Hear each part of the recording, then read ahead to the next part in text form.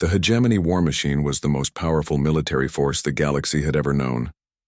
Supreme Commander Velthar stood in the central command center on Dominion Prime, watching as 12,000 ships prepared for what military historians would later call the most one-sided battle in galactic history.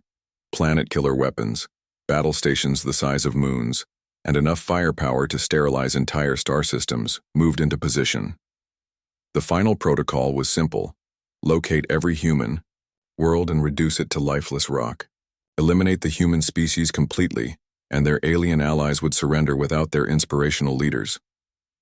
"Sir, all battle groups report ready," announced Fleet Admiral Kexran, the hegemony's most experienced military commander. "We have located 47 human colonies and 15 human fleet concentrations. Total estimated human military strength: 3,000 ships of various sizes." Velthar smiled with satisfaction.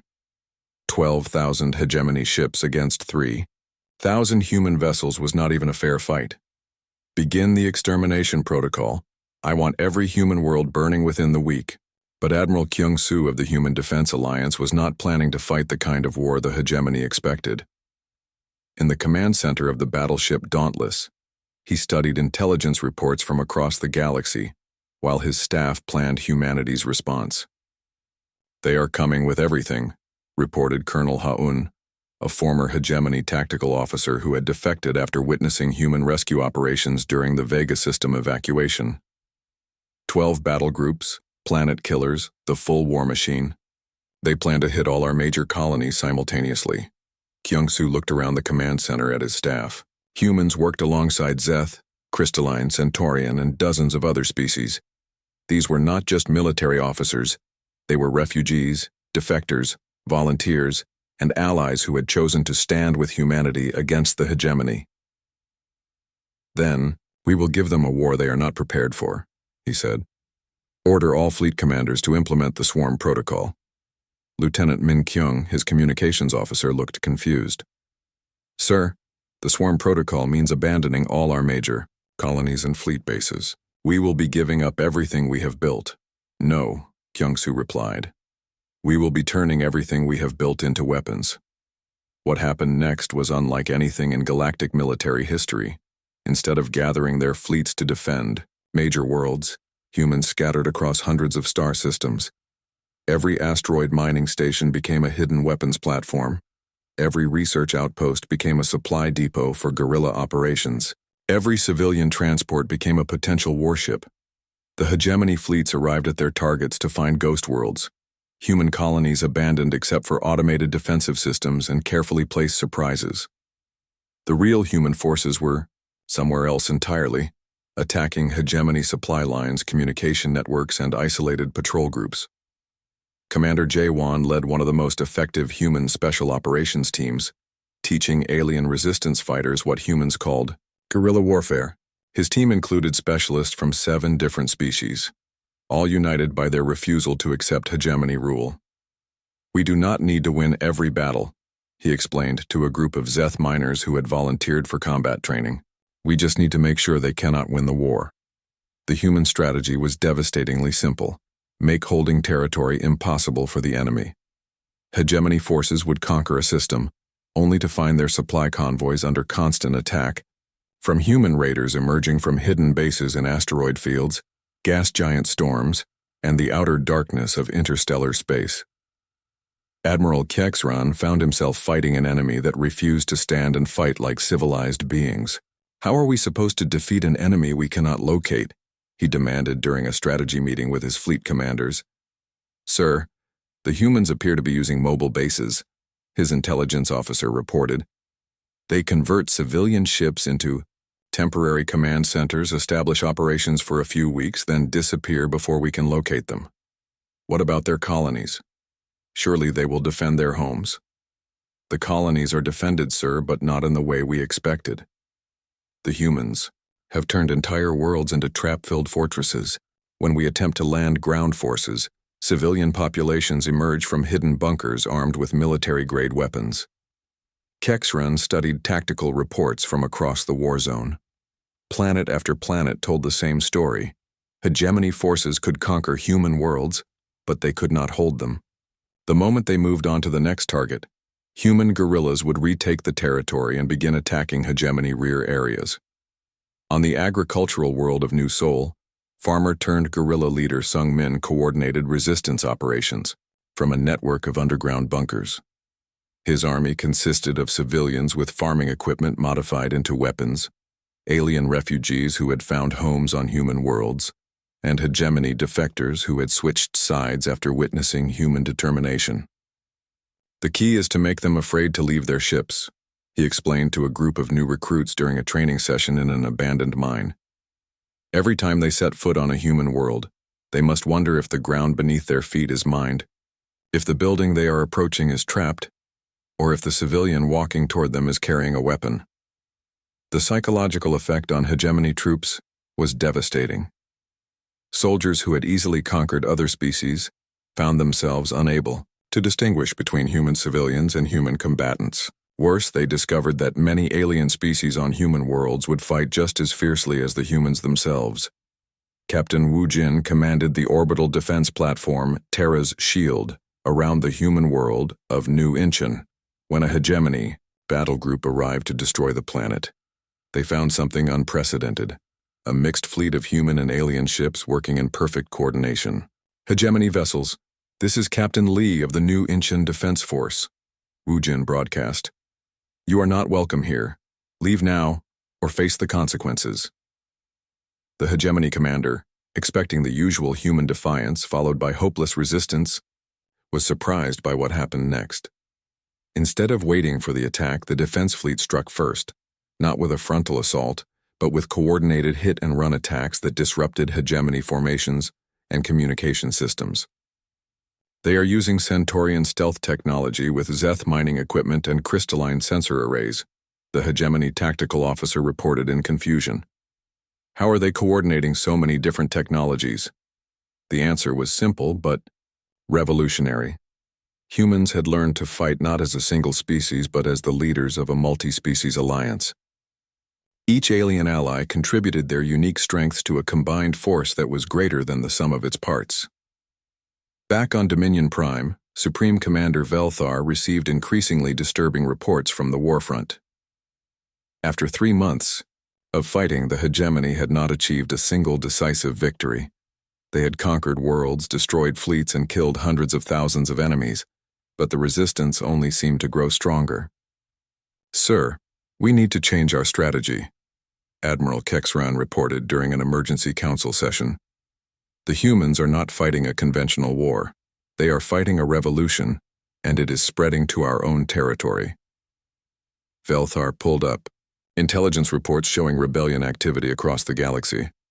Red markers now covered nearly half of hegemony space.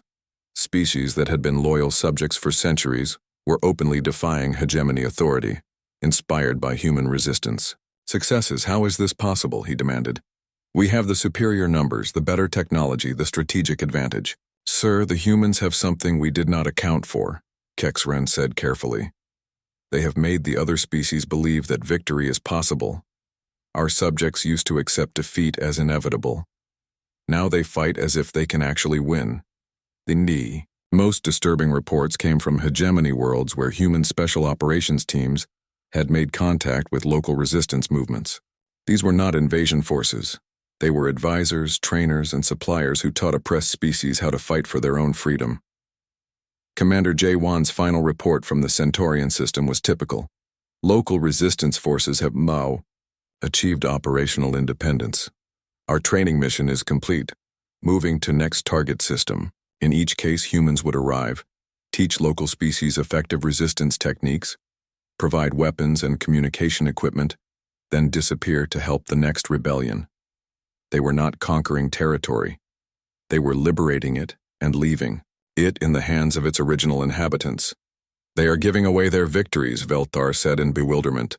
What species wins a war and then hands the conquered territory to aliens? His intelligence chief had been studying human behavior patterns since the war began. Sir, I believe the humans are not trying to conquer the galaxy. They are trying to free it. They want every species to have the right to govern themselves. Supreme. Commander Velthar stared at the tactical displays showing his mighty empire slowly crumbling under the assault of ideas, rather than weapons. For the first time in his career, he was facing an enemy that wanted not to rule his territory, but to give it away to anyone who would fight for freedom. "This is not war," he said quietly. "This is revolution." "Yes, sir.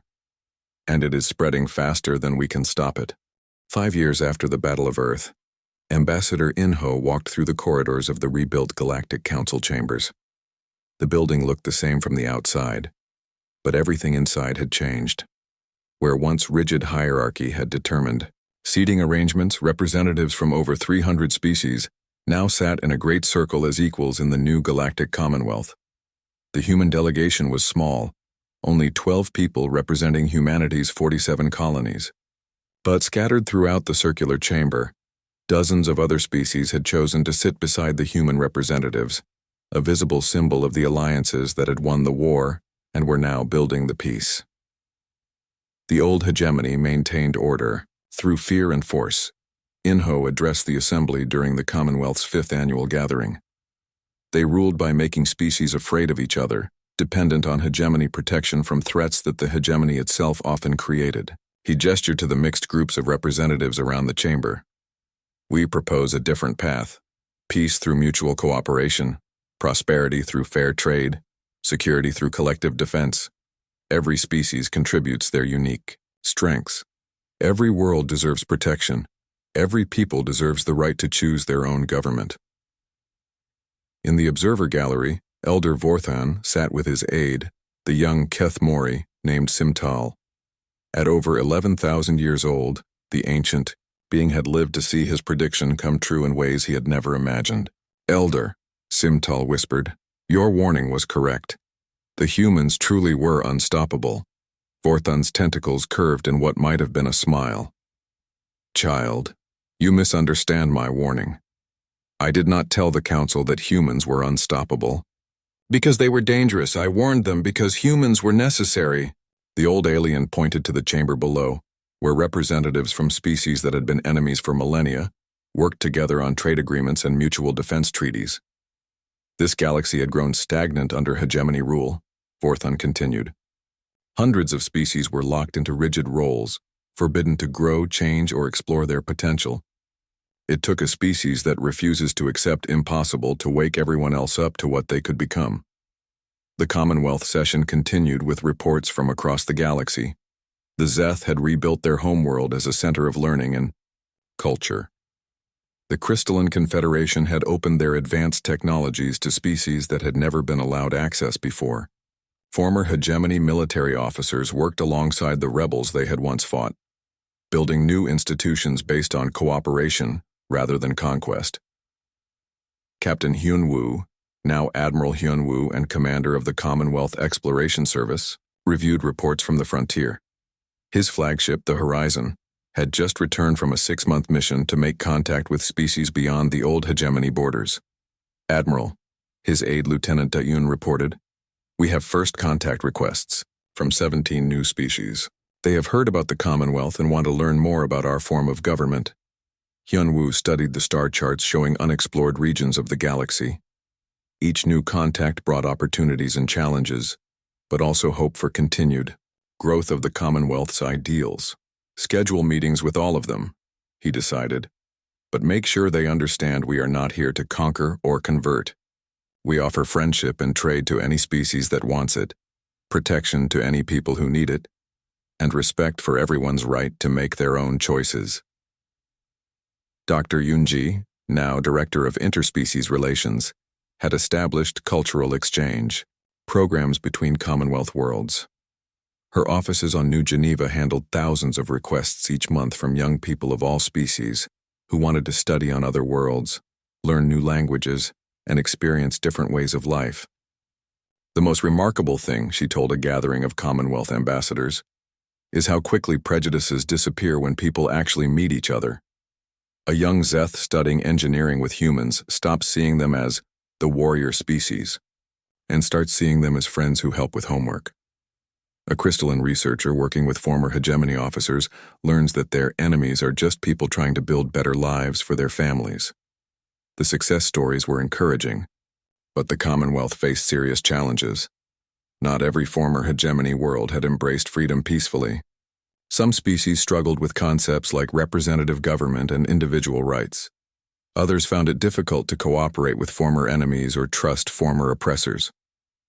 On the former hegemony capital world of Dominion Prime, now renamed Liberty Station, Captain Do-hyun worked with local leaders to establish stable democratic institutions. The transition from military dictatorship to elected government was proving more difficult than anyone had expected. The problem, explained Councillor Thexvar, a former hegemony administrator trying to adapt to civilian leadership, is that many of our people do not trust themselves to make important decisions. For centuries, the hegemony told them what to do, where to live, what to think. Freedom is frightening when you have never experienced it. Do-hyun nodded with understanding. On Earth, we have a saying. Democracy is not a destination. It is a journey. Building free societies takes time, patience, and lots of mistakes that you learn from. The Commonwealth military forces, led by Admiral Kyung-soo, faced the challenge of maintaining security without becoming the kind of oppressive force they had fought to defeat.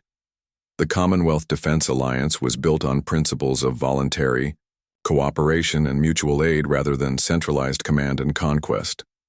Every member world contributes what they can and receives protection based on need, not political importance, Kyung-soo explained to new Commonwealth military officers. During their training on Mars, we defend the smallest colony as fiercely as we would defend Earth itself, because that is what we promised when they joined us. The economic transformation was equally dramatic. Commander Woo Jin, now Director of Commonwealth Trade Relations, oversaw the conversion from the hegemony's exploitative system to a free market based on fair exchange and mutual benefit. Under the hegemony, the Zeth mining world sent 90% of their mineral production to the capital as tribute, he reported to the Commonwealth Economic Council. Today, they keep 80% for their own development and trade, the remaining 20% for manufactured goods, technology, and cultural exchanges. Their standard of living has increased by over 300% in 5 years. But the most important changes were happening in the minds of ordinary people across the galaxy. Children who had grown up under hegemony rule were learning that they could choose their own careers, travel to other worlds, marry outside their own species, and express opinions that contradicted official policy. Young Soo, now a civilian educator, running leadership training programs for the Commonwealth, saw these changes every day in his students. The first generation of Commonwealth citizens thinks differently than their parents, he observed. They do not automatically defer to authority. They ask questions, challenge assumptions, and believe they can solve problems that previous generations accepted as unsolvable. The transformation was not without its critics. Some former hegemony species argued that the old system had been more efficient and stable. A few isolated worlds attempted to withdraw from the Commonwealth and return to authoritarian government. Change is always difficult, Ambassador In-ho acknowledged during a heated council debate about membership requirements. But we cannot force species to be free any more than we could force them to be slaves. All we can do is offer better alternatives and hope that people will choose them. Elder Vorthen watched the debates with satisfaction. The Commonwealth was not perfect, no government ever was, but it was growing, learning, and adapting in ways the static hegemony never could. As the council session ended, Admiral Hyun-woo prepared for his next mission to the Galactic Rim, where new civilizations waited to learn about the Commonwealth. His crew included representatives from dozens of species, all working together toward the common goal of expanding freedom and knowledge throughout the galaxy. Admiral, Lieutenant Daeun asked as they prepared to depart, Earth Command is asking when you plan to retire and return home. Hyun-woo looked out at the stars through his ship's viewports, where Commonwealth vessels from dozens of worlds flew in formation toward the unknown reaches of space. Human ships flew alongside Zeth explorers, crystalline research vessels, and even a few former hegemony warships converted to peaceful purposes. Tell them I am home, he said with a smile. Anywhere humans and our friends can reach together. That's home now. The Commonwealth was still young, still fragile, still learning how to balance freedom with order, diversity with unity, idealism with practical reality. But it was growing stronger every day. One friendship at a time, one solved problem at a time, one new world at a time. In schools across hundreds of worlds, children learned the story of how humans had changed the galaxy, not through conquest, but through the simple revolutionary idea that every being deserved the chance to choose their own destiny. The lesson always ended with the same words that Captain G. Hai had spoken during humanity's first stand against the hegemony. Words now, carved in 100 languages on monuments throughout Commonwealth space. The war had been raging across the galaxy for 2 years when the hegemony made their most desperate decision. Supreme Commander Velthar stood before the emergency session of the Hegemony High Council, his forearms gesturing at holographic displays, showing rebellion activity on over 300 worlds. "The human infection has spread beyond our ability to contain," he announced to the assembled leaders. "Standard military operations have failed. Half our fleet is tied up fighting guerrilla, forces that appear and disappear like ghosts. Our own subjects are joining the rebellion faster than we can crush it." Council leader Thaxmore, whose species had ruled the hegemony for 8 centuries, activated the central display. It showed the Sol system, humanity's home, the single blue-green world where this galactic revolution had begun. "Then we cut off the head of the snake," Thaxmore declared. "Deploy the World Breaker. Destroy Earth. When the humans see their homeworld die, their spirit will break and their allies will surrender." The World Breaker was the hegemony's most terrifying weapon, a moon-sized battle station capable of cracking planets like eggs. It had been used only 3 times in galactic history, each time to end rebellions by making entire worlds into examples of hegemony power. Captain Subin of the Deep Space Monitoring Station Lighthouse detected the massive weapon while it was still 3 days out from Earth. Her message to Earth Defense Command was urgent but calm. "Command, this is Station Lighthouse. The hegemony is bringing their planet killer to Sol. ETA 72 hours. The response from Earth came within minutes, broadcast simultaneously to every human colony, ship, and outpost across the galaxy. "This is President Kim of the United Earth Government. The enemy comes to destroy our home. All human forces, all allied forces, all friends of freedom. If you can reach Sol system within 10 days, we need you now." What followed became known throughout the galaxy as the Gathering. Every human ship within 10 days' travel of Earth began converging on the Ichut home system, but they were not alone. Alien allies from dozens of species joined the desperate journey to protect the world that had started the revolution. Commander Wu Jin of the orbital defense platform Terra's Shield watched in amazement as the largest fleet in galactic history assembled around Earth. Military vessels, civilian transports, mining ships, research vessels, even single-person scout craft. Nearly 50,000 ships of every size and configuration took defensive positions throughout the solar system. "Sir, I have never seen anything like this," his tactical officer reported. "We have warships from 30 different species, all volunteering to defend a planet most of them have never visited." Wu Jin studied the tactical displays with wonder and worry. The assembled fleet was impressive, but the hegemony World Breaker was designed to destroy fleets as well as planets. Even 50,000 ships might not be enough. Admiral Young Su arrived from the outer colonies aboard the battleship Indomitable, leading a mixed human-alien task force that had been fighting guerrilla actions in hegemony space for months. "Earth Control, this is Admiral Park," he broadcast as his ships took position near Earth's moon. "The outer colonies stand with the homeworld. We will hold this line." The alien commanders were equally determined. Captain Velketh of the Zeth Liberation Fleet sent his own message. "Humans gave us hope when we had none. Today we repay that debt." But even as the massive defense fleet prepared for battle, Admiral Youngsu was planning something the hegemony would never expect. The defense of Earth was just one part of a coordinated operation that would span the entire galaxy. "Signal all rebel forces," he ordered. "Operation Freedom Strike is authorized. While they focus on Earth, we take their capitals." Across hegemony space, human special operations teams and their alien allies launched simultaneous attacks on major hegemony command centers, supply depots, and fleet bases. The message was clear. If the hegemony wanted to destroy Earth, they would lose everything else. The World Breaker arrived in Sol system escorted by over 200 hegemony warships, the largest single battle group ever assembled. Supreme Commander Velthar himself commanded the operation from the massive weapons bridge. "Look at them," he said to his staff as they studied the human defense fleet. 50,000 ships willing to die for one world.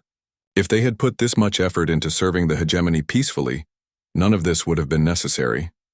Admiral Kexran, who had been fighting humans for 2 years, shook his head. "Sir, you still do not understand them. They are not fighting for one world. They are fighting for the idea that any world can be free." The battle for Earth lasted 6 hours. It was the most intense space combat in galactic history, with energy weapons lighting up the dark between worlds and the debris of destroyed ships, creating new asteroid fields around the inner planets. Then, hegemony's strategy was simple: break through the defense fleet and position the World Breaker for a clear shot at Earth.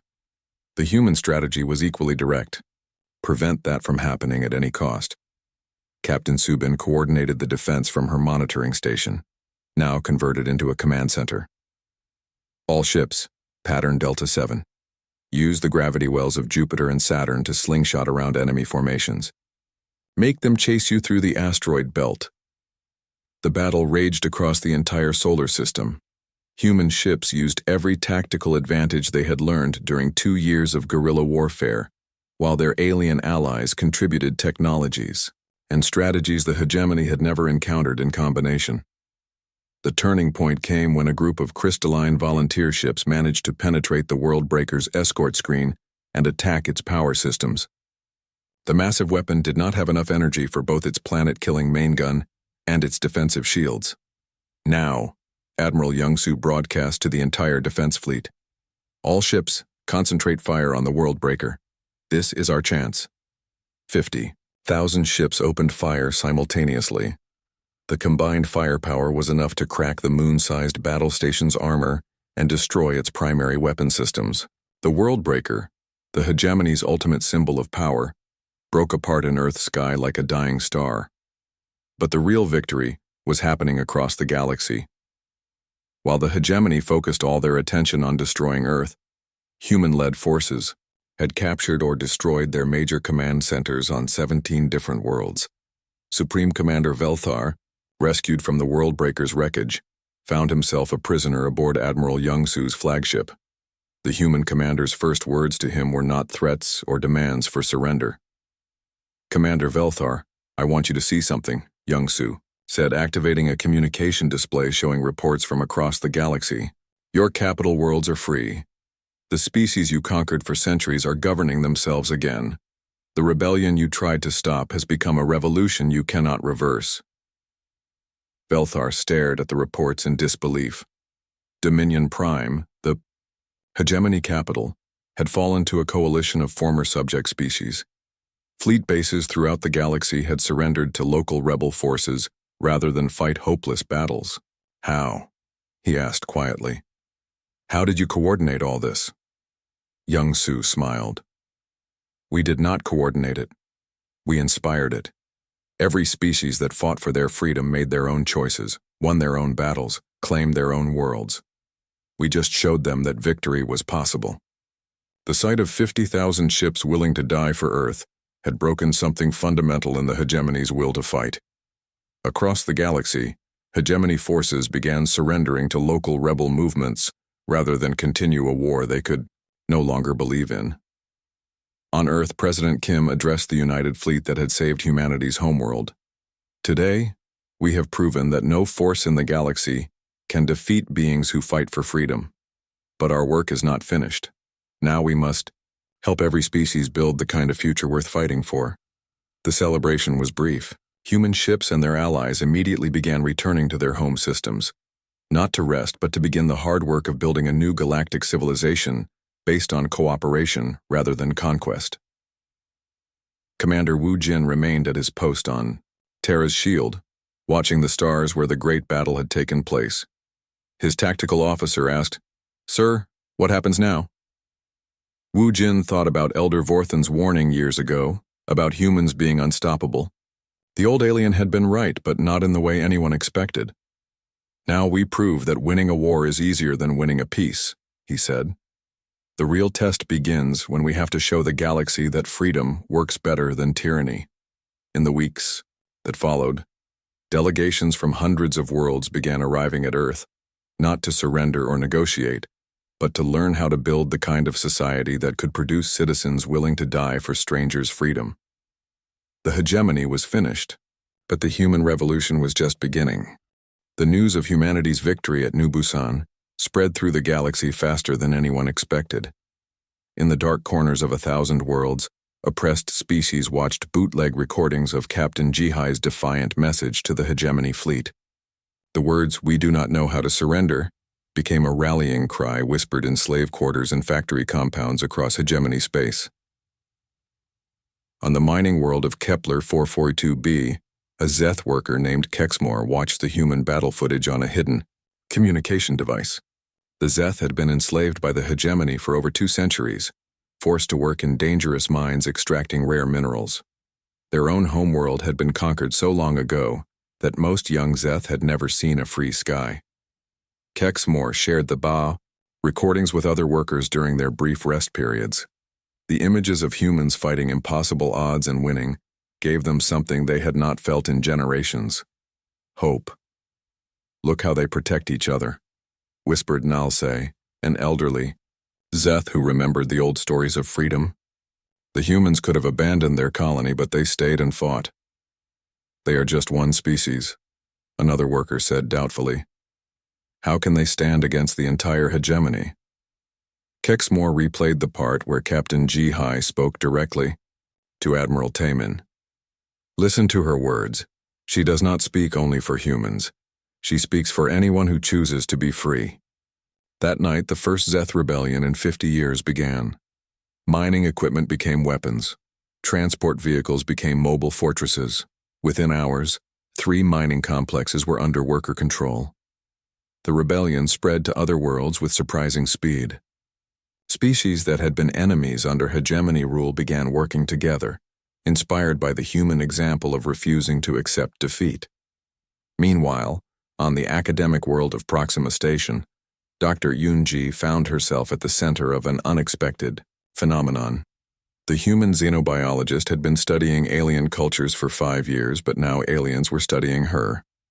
"Dr. Yoonji," asked Velthar, a young student from the Centaurian Federation, "we have been analyzing human social behavior patterns. Your species forms what you call pack bonds with other species very quickly. Why is this?" Yoonji looked around the lecture hall at faces representing dozens of different species.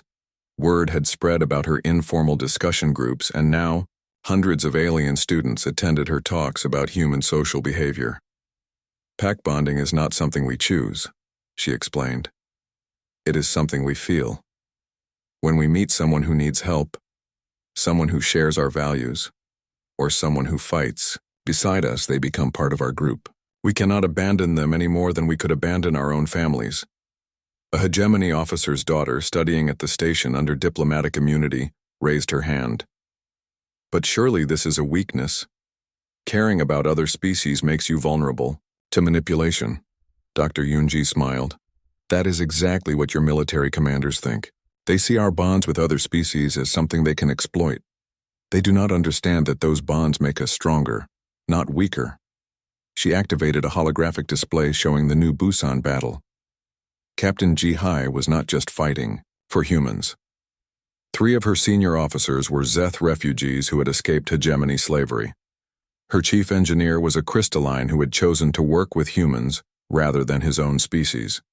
When she said, "We do not surrender," she was speaking for all of them. The room fell silent as students absorbed this information. The official hegemony reports had not mentioned alien crew members aboard the human ship. Within weeks, the first interspecies volunteer units began forming around human colonies. Alien refugees who had fled to human space found themselves not just protected, but welcomed as equals. Human colonies became centers of resistance activity, not because humans were recruiting rebels, but because humans were the only species that consistently kept their promises to defend allies. Captain Do Hyun of the transport ship Hope's Dawn found his cargo manifest changing dramatically. What had started as routine supply runs to human colonies now included weapon shipments to rebellion worlds and communication equipment for underground resistance networks. "Captain," his first officer asked during a supply run to a Zeth-controlled mining world, "are we not taking enormous risks? If the hegemony catches us smuggling weapons to rebels, they will execute us." Do Hyun watched as human volunteers worked alongside Zeth miners to fortify their defensive positions. "We are not smuggling weapons to rebels," he said. "We are delivering supplies to friends who are fighting for their freedom." Each delivery came with the same message, recorded personally by Do Hyun. "From humanity to all who fight for freedom, we will not abandon you." The message was broadcast openly on all frequencies. The hegemony knew exactly who was supplying the rebellions, but they seemed powerless to stop it. Human ships moved through space in unpredictable patterns, protected by alien allies who provided safe harbors and intelligence about hegemony patrol routes. On the hegemony capital world of Dominion Prime, Supreme Commander Velthar studied intelligence reports with growing alarm. The carefully maintained order of galactic civilization was crumbling, and it was all because of one minor species that refused to follow the rules. 97 star systems now show active rebellion, his intelligence chief reported. The humans are supplying weapons, training, and most dangerously, ideas about individual rights and representative government. Velthar slammed his 4 fists on the briefing table. "How can one species cause this much chaos? They have maybe 20 colonies and a handful of ships." "Sir, it is not their numbers that matter," the intelligence chief said carefully. "It is their effect on other species. Everywhere humans go, local populations begin believing they can resist hegemony authority." The Supreme Commander pulled up holographic displays showing rebellion activity across the galaxy.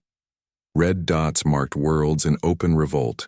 Yellow dots showed worlds with active resistance movements, and green dots showed worlds still under full hegemony control. There was far too much red and yellow. "What exactly are the humans telling these rebels?" Velthar demanded. His aide activated a recording captured from a hegemony communication intercept. Captain Do Hyun's voice filled the room. "You have the right to choose your own government. You have the right to keep the fruits of your own labor. You have the right to raise your children in freedom. These are not human rights. These are the rights of all thinking beings." The recording continued with testimonials from various alien species who had found sanctuary in human space. A Zeth miner spoke about working for wages instead of under threat of execution. A crystalline scientist talked about researching topics of his own choosing instead of only hegemony-approved projects. A young Centaurian described schools where children learned history from multiple perspectives instead of only hegemony propaganda. "They are poisoning the minds of our subjects with dangerous ideas," Velthar said. "Order depends on everyone accepting their proper place in society." "Sir," his military advisor said hesitantly, "perhaps we should consider negotiating with the humans. If we gave them more colony worlds and trade rights, they might stop supporting the rebellions." Supreme Commander Velthar's expression turned deadly. "The hegemony does not negotiate with terrorists and rebels. We have maintained galactic peace for 1,000 years through strength, not compromise." He stood and walked to the large window overlooking Dominion Prime's capital city. Millions of beings from dozens of species worked in perfect order, each contributing to the hegemony's power and prosperity. This was civilization. This was progress. This was the natural order of the galaxy. "Issue orders to all fleet commanders," he said. "The humans and their rebel allies are to be considered enemies of galactic peace. Any ship, any colony, any individual providing aid to rebellion movements will be treated as a military target." "Sir, that includes many civilian targets," the military advisor warned. Velthar turned back to face his staff. "Then we will show the galaxy what happens to those who choose chaos over order. Prepare the final protocol authorization. If the humans want to inspire rebellions across the galaxy, they will learn the cost of defying the hegemony." News of the eye.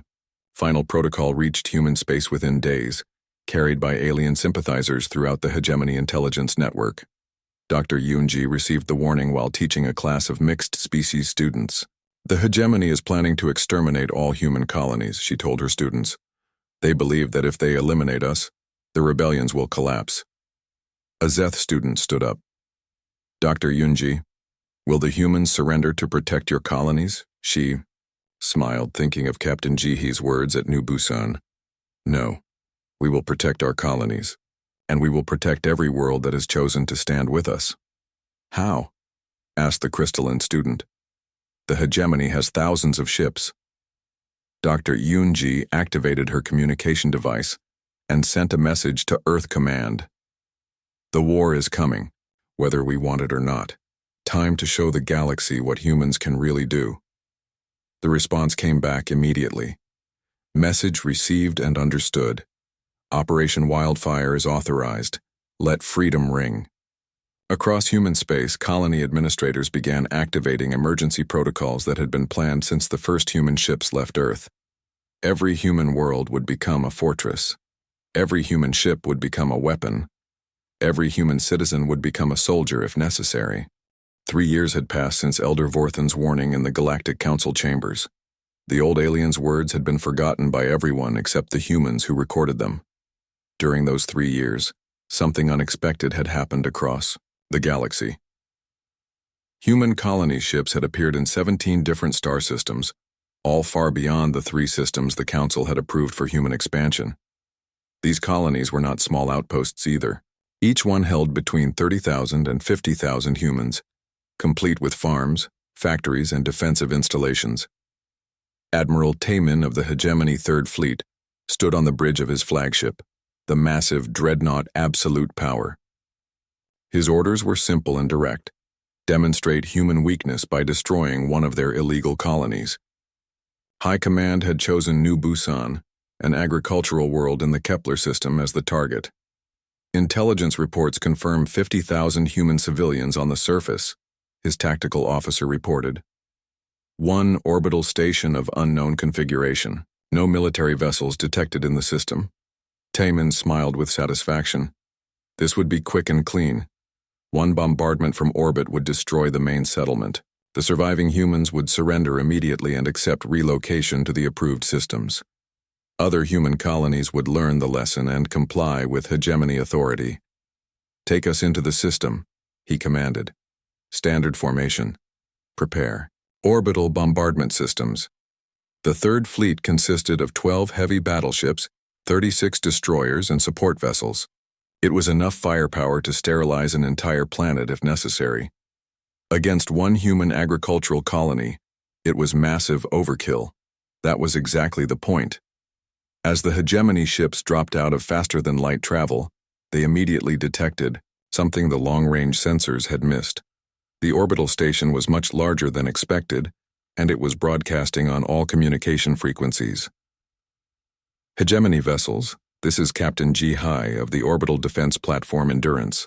You are entering sovereign human space without permission. State your intentions immediately. Admiral Taemin laughed out loud. The humans had converted their colony transport ship into some kind of defensive platform. One civilian vessel against his entire battle group? It would be over in minutes. Human vessel, this is Admiral Taemin of the Hegemony Third Fleet. You have established an illegal colony in restricted space. Surrender now and prepare for immediate evacuation. You have 1 hour to comply. The response came back instantly, broadcast not just to the Hegemony Fleet but across all known communication channels in the sector. Captain Jihai's voice was calm and clear. Admiral Taemin, we are humans. We do not know how to surrender. What happened next would be studied in military academies across the galaxy for decades. The human orbital platform did not try to fight 12 battleships in open space. Instead, it used the planet's gravity well, asteroid fields, and even the system's gas giant as tactical advantages. The Endurance had been heavily modified during its 3 years in the system. What looked like a simple transport ship was actually a mobile weapons platform with shield generators, missile systems, and something the hegemony had never encountered before. Weapons that could be operated by remote control from hidden locations. Throughout the system, Admiral Taemin ordered his fleet to close with the human platform and destroy it quickly. His ships moved in their standard battle formation, the same formation that had conquered dozens of worlds over the past century. Captain Jihai was ready for them. The first surprise came when the Hegemony fleet discovered that the asteroid field around New Busan was not natural. The humans had been moving asteroids for 3 years, creating a maze of obstacles and hiding places. Weapons platforms that looked like mining equipment opened fire from concealed positions. "Sir, we're taking fire from multiple locations," the tactical officer reported. "The asteroids are armed." Admiral Taemin was not worried. Asteroid-based weapons were a minor threat to modern battleships. "Destroy those platforms and continue toward the main target." The second surprise came when the Hegemony ships tried to lock their targeting systems on the human orbital platform. The Endurance was not just moving randomly. It was moving in patterns that somehow confused their targeting computers. Every time they thought they had a clear shot, the human ship was somewhere else. "How are they moving like that?" demanded Taemin. "Their ship is not fast enough for those maneuvers." His tactical officer studied the sensor readings with growing confusion. "Sir, I think they're using the planet's magnetic field and the gas giant's gravity to help them change direction. It's like they're surfing on invisible waves." The third surprise was the deadliest. The humans did not fight like any species in the Hegemony's military database. When Hegemony ships moved to surround the Endurance, Captain Jihai did something no rational commander would do.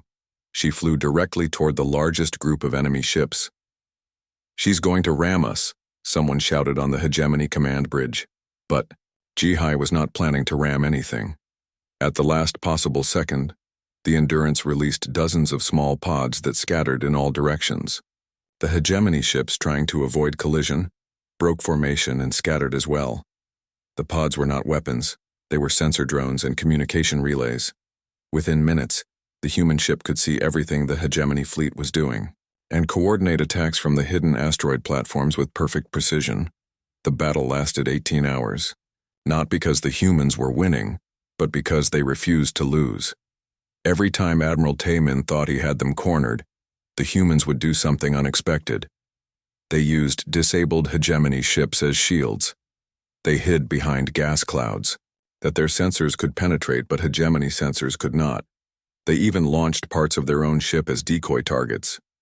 Most importantly, the humans never stopped talking. Captain Jihi kept up a constant stream of communication with someone on the planet's surface, coordinating the orbital battle with ground-based defenses that had not been there when the battle began. "How are they building defensive positions during combat?" Taemin asked in frustration. "Sir, the entire civilian population appears to be working on fortifications," his intelligence officer reported. "Men, women, children, everyone. They're turning their farms into military bases." By the end of the 18-hour battle, Admiral Taemin's proud Third Fleet was scattered across the system. 3 battleships had been destroyed, not by superior firepower, but by tactical maneuvers they had never seen before. The remaining ships were damaged and low on ammunition. The Endurance was still in orbit around New Busan, and Captain Jihai was still broadcasting. "Admiral Taemin, this is your final warning. Leave human space now, or we will be forced to continue defending our home." Taemin stared at the tactical display in disbelief. The human ship was barely holding together. Its hull was breached in a dozen places. Its weapon systems were running on emergency power, and it could not possibly survive another direct assault. But somehow, he knew that if he continued the battle, he would lose even more ships. The humans had not defeated his fleet through superior strength. They had defeated it through sheer stubborn refusal to give up. "All ships, withdraw to the edge of the system," he ordered. As the battered Hegemony fleet retreated, Taemin recorded a message. In his personal log, "The humans do not fight like any species we have encountered. They sacrifice individual advantages to gain unexpected opportunities. They treat certain defeat as merely another tactical situation to solve. How do you defeat an enemy who believes that every loss is just a chance to learn something new?" Captain Jihai's final message was broadcast across the entire sector. "New Busan remains free. All humans' colonies remain free. We will defend any world where humans have chosen to build their homes." Within days, the news had reached every corner of the galaxy.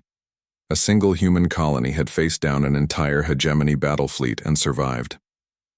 Elder Vorthan, now living in retirement on a quiet moon, received the news with a mixture of satisfaction and worry.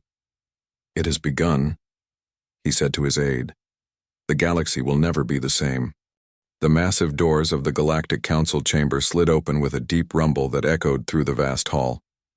Elder Vorthan moved slowly across the polished floor, his ancient tentacles dragging behind him as he approached the speaking platform. The other council members barely looked up from their data tablets. To them, he was just another old fool with old stories. Captain Hyunwoo sat in the back row of the observer section, his dark eyes focused on the elder. Unlike the powerful aliens around him, the human captain listened carefully to every word. Next to him, Lieutenant So-young took notes on her tablet, recording everything for Earth Command.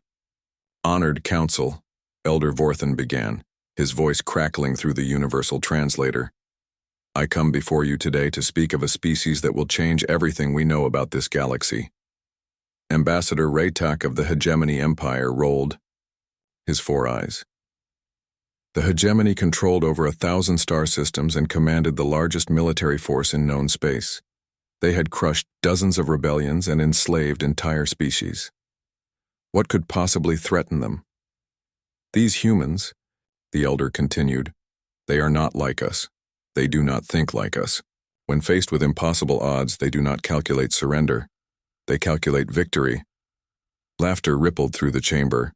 The representative from the Zephyrian Trade Union, a species known for their mathematical minds, pulled up human data on his screen.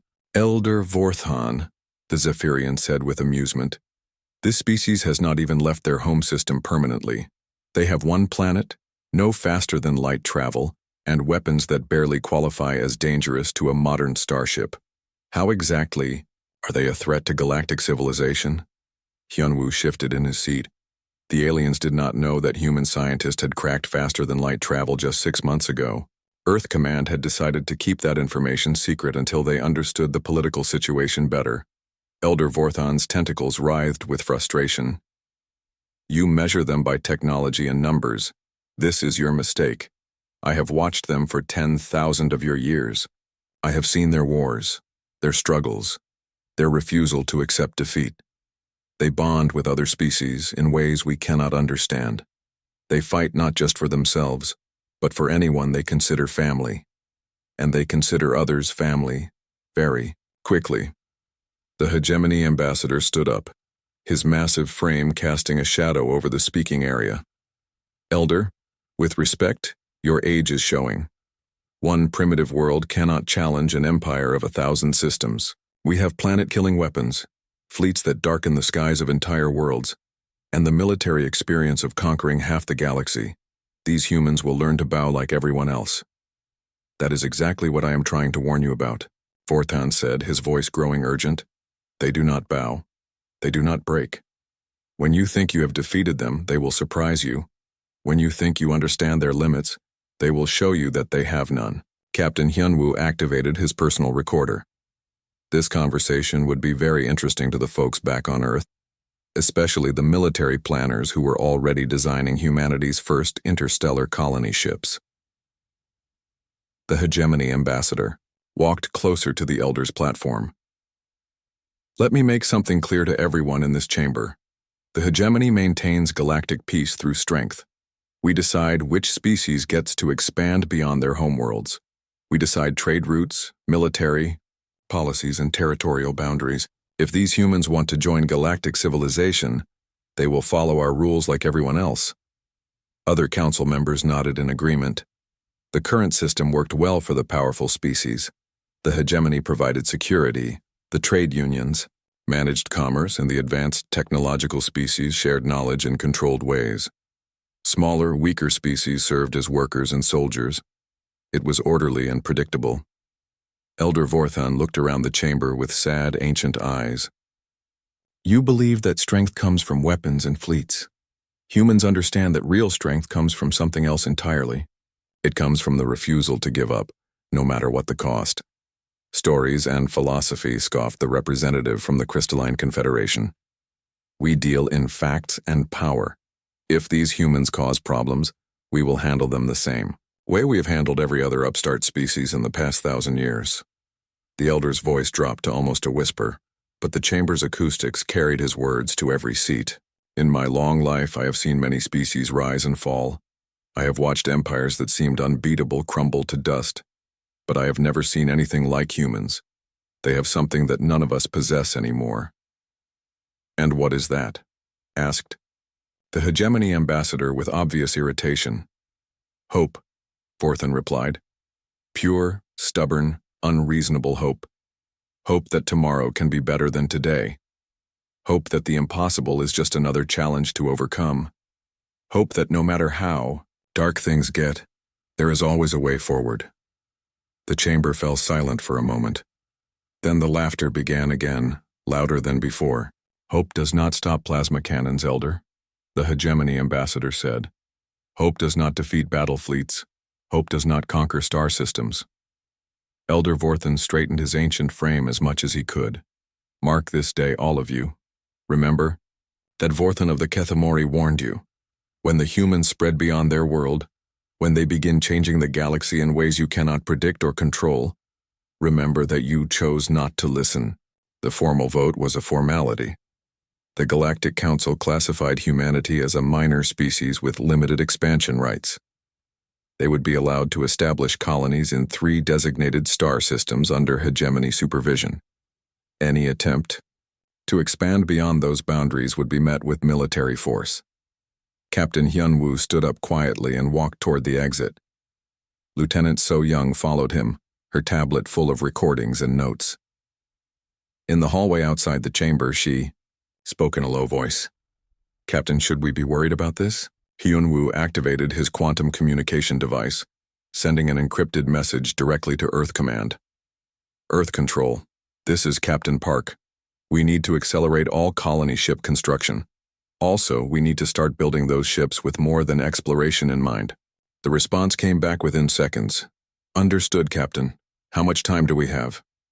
Hyunwoo looked back at the council chamber doors, thinking about the elder's warning and the dismissive laughter of the powerful aliens inside. Not enough, he said. But then again, when has that ever stopped us? Back in the chamber, Elder Vorthan gathered his few belongings and prepared to leave. The other council members were already discussing trade agreements and military patrols, having forgotten his warning entirely. As he reached the door, the ancient alien turned back one last time. They cannot be stopped, he whispered to the empty air, only understood too late.